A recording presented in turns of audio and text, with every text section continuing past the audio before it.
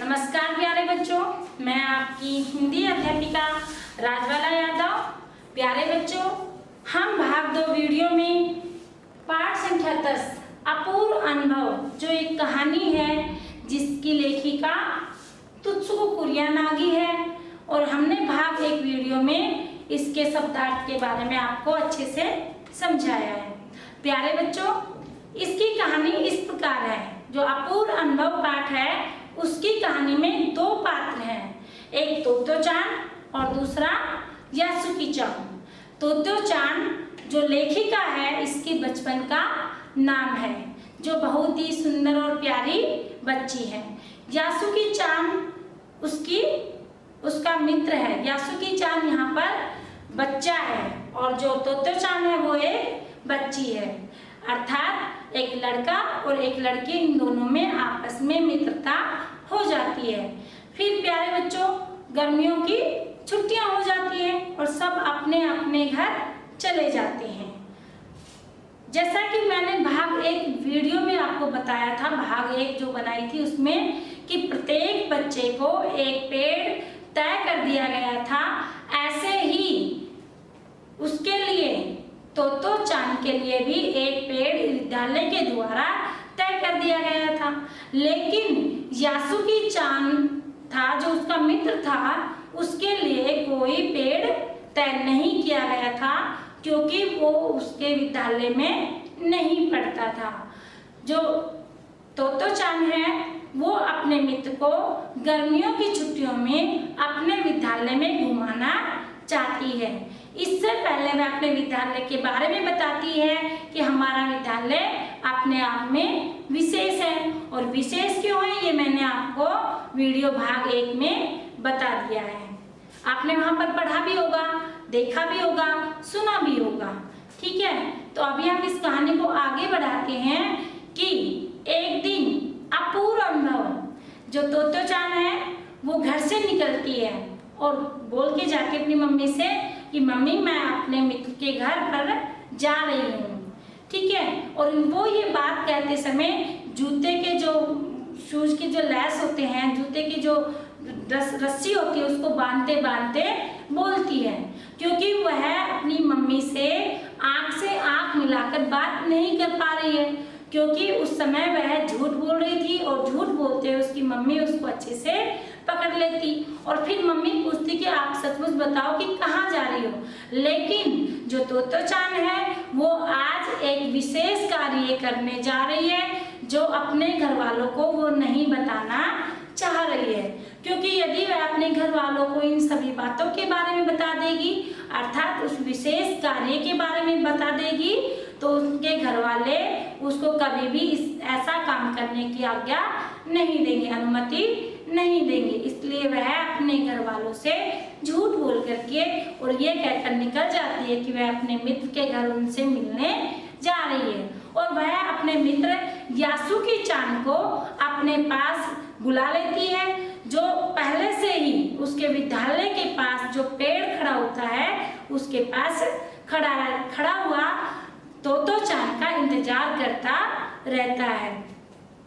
प्यारे बच्चों, जो यासुकी-चान है उसके पास 2 कारण है कि वह पेड़ पर क्यों चढ़ना चाहता है, क्योंकि जो यासुकी-चान और तोत्तो-चान है, आज विशेष कार्य यह है कि आज तोत्तो-चान यासुकी-चान को पेड़ पर चढ़ाने का एक विशेष अनुभव प्रदान करने वाली है। लेकिन यासुकी-चान है वो पेड़ पर चढ़ने में असमर्थ है, क्योंकि बच्चों उसकी असमर्थता यह है कि उसका जो पैर है, अर्थात यासुकी-चान है जो पोलियो से ग्रस्त है। पोलियो एक रोग होता है बच्चों, जिसमें हमारा जैसा आधा पोलियो होता है पूरा, तो आधे में हमारे आधा जो शरीर का हिस्सा होता है उसमें वो काम नहीं करते। हम जब पोलियो से ग्रस्त हो जाते हैं तो हमारे सब जिस भाग में पोलियो से ग्रस्त होते हैं वो हिस्सा हमारा काम नहीं करता है, क्योंकि वो बिल्कुल पतले और मृत शरीर की तरह हो जाते हैं। तो यासुकी-चान भी पोलियो से ग्रस्त था, अर्थात उसे पोलियो का शिकार हो गया था। तो इसलिए वह पेड़ पर चढ़ने में असफल था या असमर्थ था। और दूसरी बात यह है कि दूसरा कारण यह है कि उसके पास अपना कोई स्वयं का पेड़ नहीं था।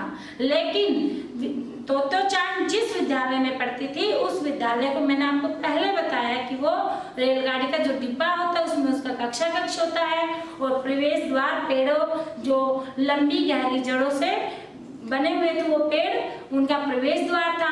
तो वो वहाँ अपने मित्र को लेकर जाती है अपने पेड़ पर और बोलती है कि यासुकी चान अब ये मेरा पेड़ है और आप मेरे पेड़ पर चढ़ सकते हैं। लेकिन वो देखती है कि भाई वो जो यासुकी चान है वो पेड़ पर नहीं चढ़ सकता, ठीक है। और आपको एक चीज और बता दूं बच्चों कि जो तोतो चान का पेड़ था उसकी लंबाई भूमि से 6 फीट लंबी थी। अर्थात अगर छोटा पेड़ होता तो शायद वो उसको गोद में उठा के या उसको पुश करके धक्का दे करके उस पर चढ़ा सकती थी। लेकिन जब 6 फुट की लंबाई हो जाती है उसके बाद उसका पेड़ है वो द्विशाखा में बटा हुआ था। द्विशाखा का मतलब है 2 शाखाएं, अर्थात नीचे से एक तना जाता हुआ बाद में एक तना आधे इधर और आधा इधर, अर्थात 2 शाखाओं में बट गया था। तो उसको चढ़ने में और भी अधिक कठिनाई होने लगी। लेकिन तोतो चान ने यह सारी योजना कि यासुकी चान को कैसे पेड़ पर चढ़ाना है यह पहले से ही तय कर रखा था। इसलिए वह चपरासी के कमरे में गई, अर्थात चपरासी के छप्पर में गई। छप्पर होता है कच्चा मिट्टी का घर बना हुआ घर, 2 तरह के होते हैं, आपको पता है, पक्का घर और कच्चा घर। जो कच्चा घर होता है उसमें छप्पर होता है, वह वहां जाती है, वहां से एक सीढ़ी को घसीट कर लेकर बाहर आती है, क्योंकि उसने यह सारी तरकीब या उपाय रात में ही सोच लिया था कि कल वह यासुकी चान को पेड़ पर कैसे कैसे चढ़ा सकती है। तो वो सबसे पहले चपरासी के छप्पर में जाती है, ठीक है, वहां से एक सीढ़ी घसीट कर लाती है। क्योंकि वो छोटी बच्ची है इसलिए उसे उठाने वो संभाल तो सकती नहीं, उठा तो सकती नहीं, इसलिए वो उसको घसीट कर लाती है। और वो सीढ़ी की लंबाई है वो थोड़ी छोटी होती है, ठीक है। तो इसलिए वह घसीट कर लाती है, घसीट करके उस पेड़ की तना होता है उस पर सहारे टिकाकर खड़ी कर देती है और ऊपर चढ़ जाती है। और नीचे से यासुकी चान को कहती है कि यासुकी चान आप सीढ़ी के जो पहली सीढ़ी है इस पर अपना पैर रख करके ऊपर आ जाओ। और वो एक हाथ से अपने हाथ से यासुकी चान को हाथ को पकड़ लेती है और वो कहती है कि एक हाथ से मैं आपको खींचने का प्रयास करती हूँ और एक आप पैर रख करके सीढ़ी पर चढ़ने का प्रयास कीजिए। लेकिन जो यासुकी चान था उसका एक हाथ पैर काम बिल्कुल भी नहीं करता था क्योंकि उसे पोलियो था, इसलिए वह उस सीढ़ी पर चढ़ने में असमर्थ रहा, अर्थात वह उस सीढ़ी पर नहीं चढ़ पाया। अंत में उसने फिर दूसरा उपाय सूझा। किसने? तोतो चान ने। तोतो चान ने फिर से एक नया उपाय सोचा कि वह फिर से चपरासी के उसमें, अब जब तक वो सोच रही होती है तो यासुकी चान बिल्कुल उदास हो जाता है क्योंकि पहली बार वो पेड़ पर चढ़ना चाहता था, उसके मन में जोश था, लेकिन वो चाहकर भी उस पेड़ पर नहीं चढ़ पा रहा था, इसलिए वह थोड़ा उदास हो जाता है। लेकिन उसकी उदासी को तोतो चान भाप लेती है, अर्थात जान लेती है, इसलिए वह तरह तरह की मुंह बनाती है, गाने सुनाती है और उसको हंसाने का अथक प्रयास भी करती है। इसके बाद में वो कहते हैं कि हम हिम्मत नहीं हारेंगे, हम बार बार प्रयत्न करके देखते हैं। वो दोबारा से जो तोतो चान है वो फिर से चपरासी के छप्पर में जाती है और वहां से एक तिपाही लेकर आती है। तिपाही 3 पायों वाला होता है जिसपे आराम से संतुलन को बनाया जा सकता है।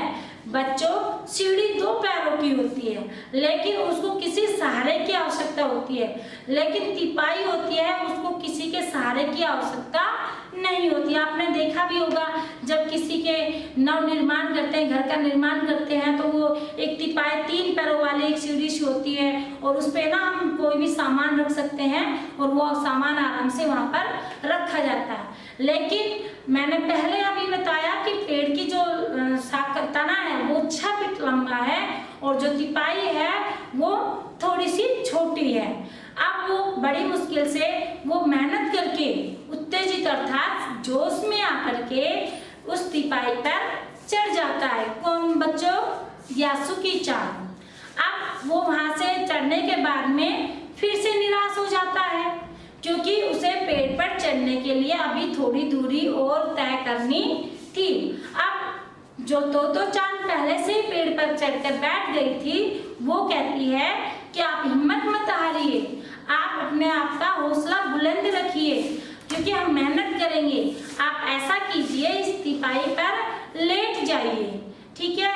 और वो वहां पर लेट जाता है और वो कहती है कि मैं आपको खींचने का प्रयास करती हूँ क्योंकि वो थोड़ी सी दूरी और रह गई थी वहां से और वो जोर लगा करके खींचने का प्रयास करती है और वह अपने प्रयास में सफल हो जाती है।